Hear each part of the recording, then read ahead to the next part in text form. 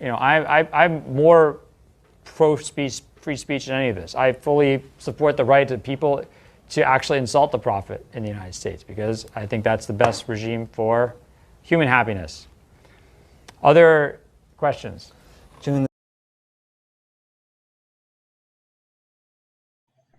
So the other question you asked me about was the issue of insulting the Prophet, ﷺ.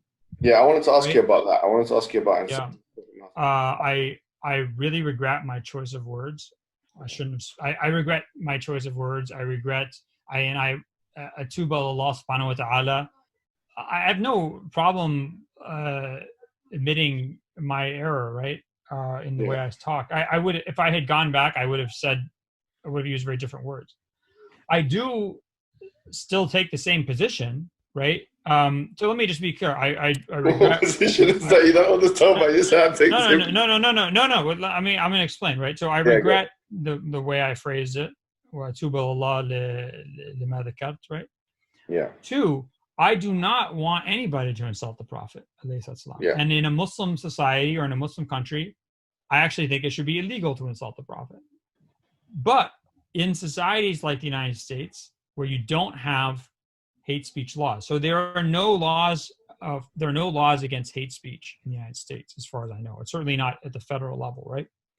I do not think that Muslims should advocate laws that restrict speech because it's considered hateful or restrict speech because it insults figures who are venerated, because the first people who will be restricted in their speech because of that will be Muslims.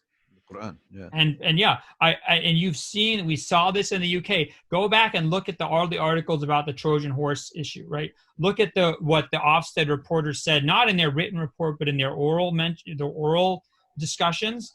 They mentioned how they went into the library of one of these schools and it was quote unquote filled with hate speech, with hate literature. What was it filled with? The Quran, right? So if you believe, and you can see this oddly enough in Muslim countries like Indonesia, countries like Egypt, right?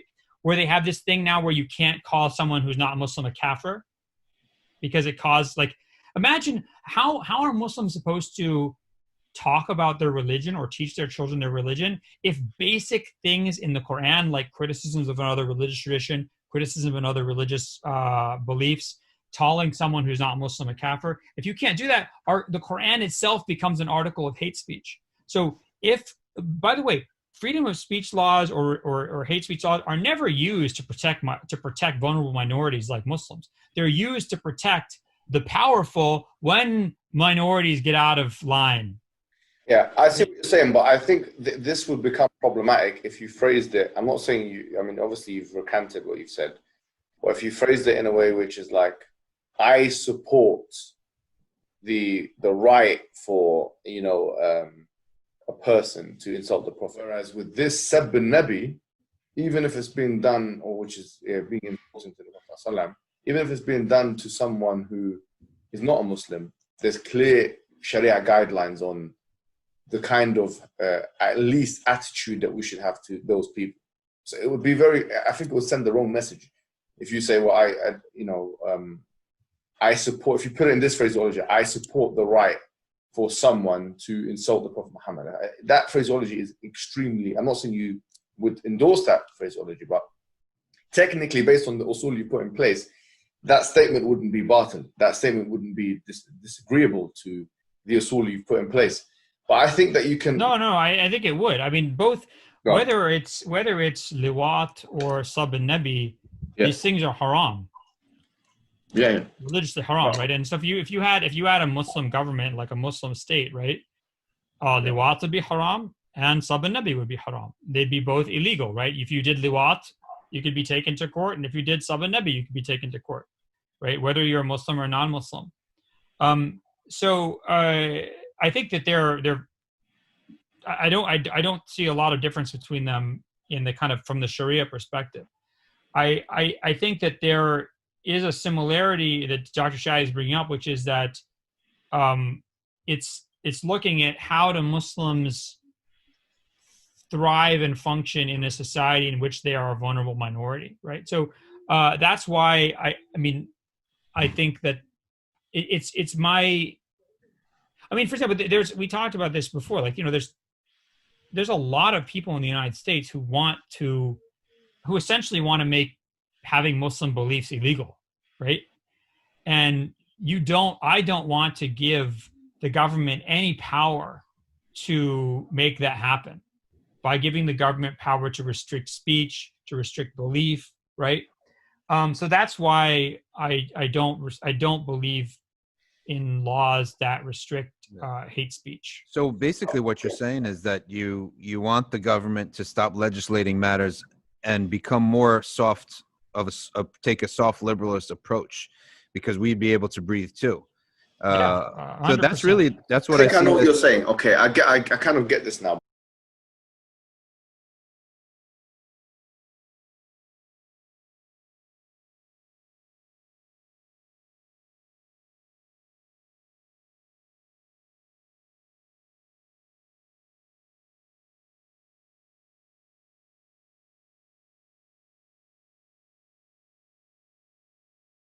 Clarity Crew, it's me, Islamic Clarity, here to make Islam's teachings clear to the world in English. And what a couple of juicy clips we have today. So the first clip was Dr. Jonathan Brown speaking, and he basically says that I believe people should have the right to insult Muhammad. And that obviously was very controversial and caused a huge, lots of pushback for him.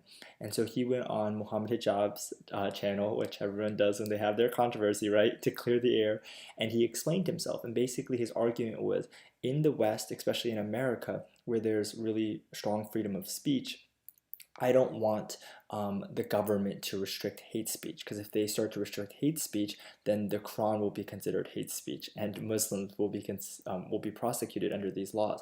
And so he said, I would rather want this soft libertarianism or soft liberalism, where the government stays out of regulating speech. And yes, that might mean Muhammad is unfortunately insulted, but at least that allows Muslims to keep teaching what they want to teach.